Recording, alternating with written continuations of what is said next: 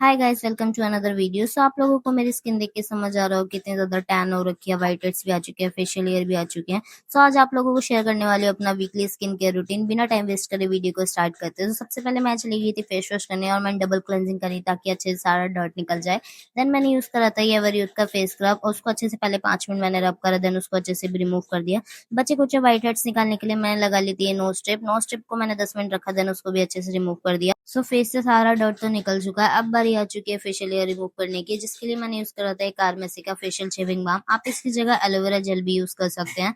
मैंने कर लिया था फेस को शेव अच्छे से। देन मैंने लगाया था ये फेस पैक, जिसको मैं रिकॉर्ड करना भूल गई थी। सो फेस पैक सूखने के बाद मैंने उसको भी अच्छे से वॉश कर लिया।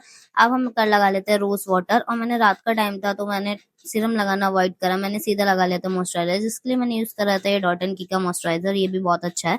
देन मैंने लगाया था लिप बाम। सो ये है मेरा वीकली स्किन केयर रूटीन। आप लोगों को वीडियो पसंद आई तो लाइक करना मत भूलना। मिलते हैं नेक्स्ट वीडियो में। Bye bye.